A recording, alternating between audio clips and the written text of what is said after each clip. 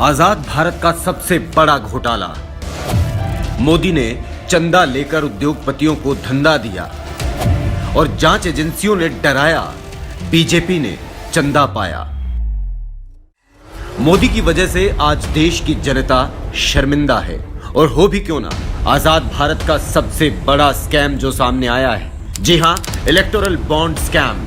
यह घोटाला देश में मोदी और भाजपा की भ्रष्ट, कलंकित, लूटो और लूटने दो की नीति का पर्दाफाश कर रहा है। इलेक्टोरल बॉन्ड में दान देने वाली कई ऐसी कंपनियां हैं जिन्होंने पहले चंदा दिया और बाद में उन्हें भाजपा सरकार से करोड़ों रुपए के प्रोजेक्ट मिले। मेघा इंजीनियरिंग अप्रैल 2023 में 140 करोड़ रुपए के इलेक्टोरल बॉन्ड्स लेती है और ठीक एक महीने के बाद उन्हें 14,400 करोड़ रुपए का Thane Borivali twin tunnel project मिलता है। जिंदल स्टील एंड पावर ने 7 अक्टूबर 2022 को इलेक्टोरल बॉन्ड में 25 करोड़ रुपए दिए और सिर्फ 3 दिन बाद वो गारे पाल्मा कोयला खदान हासिल करने में कामयाब हो गया। एपीसीओ इंफ्रा 10 जनवरी 2022 को इलेक्टोरल बॉन्ड लेती है और 24 जनवरी 2022 को उसे 9,000 करोड़ का वर्सोवा सीलिंग टेंडर मिल जाता है। मोदी के भ्रष्टाचार की दास्तान यही नहीं रुकती। इलेक्टोरल बॉन्ड लेने वाली टॉप 30 कंपनियों में से 14 ऐसी कंपनियां हैं जिन पर ईडी, सीबीआई और आईटी ने छापेमारी की। इनमें सबसे बड़ा नाम और सबसे ज्यादा रकम फ्यूचर गेमिंग एंड होटल्स का है, जिसने 1368 करोड़ रुपए का चंदा दिया। कैसे दिया, यह भी हम आपको बताते हैं। 2 अप्रैल 2022 को ईडी ने फ्यूचर गेमिंग पर छापा मारा और ठीक 5 दिन बाद यानी कि 7 अप्रैल को फ्यूचर गेमिंग इलेक्टोरल बॉन्ड में 100 करोड़ रुपए का दान करती है।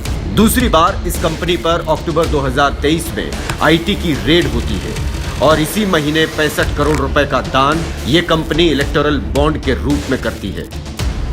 यही नहीं, इस कंपनी के मालिक लॉटरी किंग के बेटे चार्ल्स जोस मार्टिन ने बीजेपी भी ज्वाइन की। जांच एजेंसियों की छापेमारी में अगला नाम शिरडी साई इलेक्ट्रिकल्स का आता है। इनकम टैक्स ने दिसंबर 2023 में इस कंपनी पर छापा मारा और अगले ही महीने जनवरी 2024 में ये 40 करोड़ रुपए के इलेक्टोरल बॉन्ड खरीदती है। ऐसे ही हेटेरो फार्मा और यशोदा अस्पताल पर भी पहले छापेमारी हुई, फिर इन्होंने इलेक्टोरल बॉन्ड के माध्यम से चंदा दिया। इस चुनावी चंदे का पैटर्न ये बताता है कि एक हाथ दो और एक हाथ लो। जैसे केंद्र सरकार द्वारा 3 मार्च 2021 को राधिकापुर पश्चिम प्राइवेट कोयला खदान वेदांता को दिए जाने के तुरंत बाद वेदांता अप्रैल 2021 में 25 करोड़ रुपए के इलेक्टोरल बॉन्ड खरीदती है।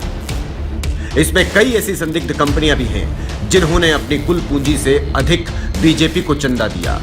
जैसे क्विक सप्लाई चेन लिमिटेड एक ऐसी कंपनी है जिसकी पूरी शेयर पूंजी MOCA फाइलिंग के अनुसार सिर्फ 130 करोड़ रुपए है और इसने 410 करोड़ रुपए के इलेक्टोरल बॉन्ड खरीदे हैं। ईडी की छापेमारी, उसके बाद कंपनियों का इलेक्टोरल बॉन्ड खरीदना, इलेक्टोरल बॉन्ड खरीदने वाली कंपनी को हजारों करोड़ के सरकारी प्रोजेक्ट मिलना और संदिग्ध कंपनियों द्वारा चंदा दिया जाना, ये तमाम सबूत हैं जो मोदी के भ्रष्टाचार की पोल खोलते हैं। साफ है, मोदी ने आजाद भारत का सबसे बड़ा घोटाला किया है। जनता मोदी को सत्ता से बाहर कर इस भ्रष्टाचार का जवाब देगी।